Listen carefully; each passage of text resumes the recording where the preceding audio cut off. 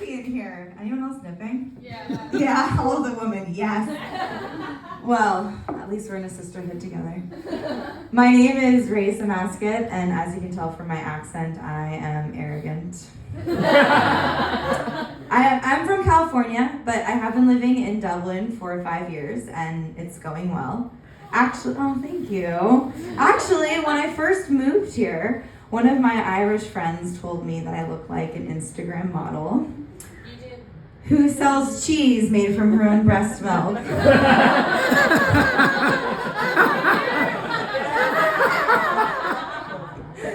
Well, at least we're consistent 5 years later. Love that for me. But when I first moved to Ireland, my friends back home were like, "Oh, Risa, it's going to be so exotic dating European men." That's laughter enough. But you guys, you see, the funny thing about living in a new place for so long is that the exotic becomes normal, and the normal becomes exotic.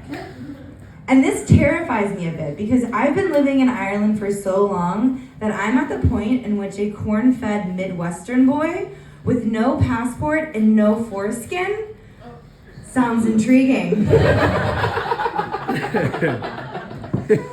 But I'm used to terrifying situations though. I am a middle child. Do we have any middle children out there tonight? Woo! Yeah. Woo! My biggest fan. I like that, yes, me. Don't give me too much attention though. It's okay, I'll give you some cheese later. But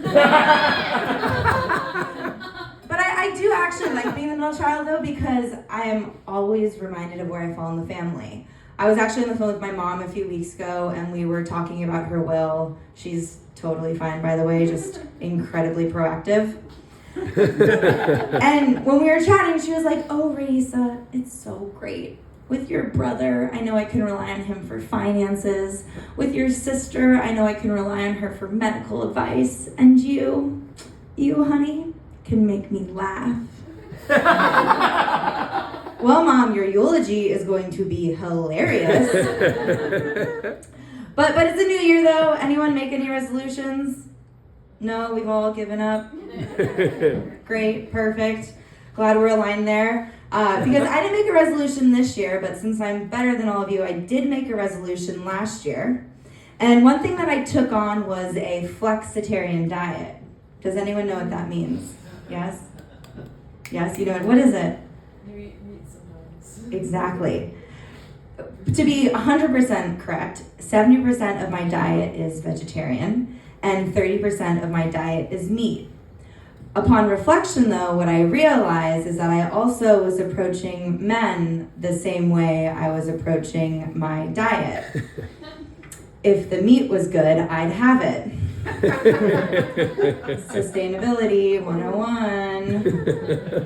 But I am in my 30s now, and I am trying to change my ways a bit. And it's actually really nice being a single woman in your 30s because there are so many self-help books out there for us. Like, I was chatting with my phone, fucking Siri was on to me again, recommending some books. And one of the books that was recommended to me was a book called Becoming the One, which was essentially talking about how you needed to become your whole self, and that would then attract a man. And then a few weeks later, I was given a book called Calling in the One, which was basically about making yourself really stable in your home, a nice foundation, to call in a man to make you whole. So I've decided that I'm gonna write a book called Feeding the One, A Woman's Guide to Flexitarianism. And it will be very wholesome. But it has been interesting, though, being in my 30s because my friends and I are trying to work on ourselves a bit more. But what that really means is that we're just using different terms to define our bad habits. Like, instead of being frequent drinkers, we now occasionally drink. And like, what does occasionally mean? Honestly, It's one of the more vague words in the English language. Is it a dabble? Is it sometimes? Like, okay, if tonight goes well, I'm a stand-up comedian. If tonight does not go well, I occasionally dabble in stand-up comedy.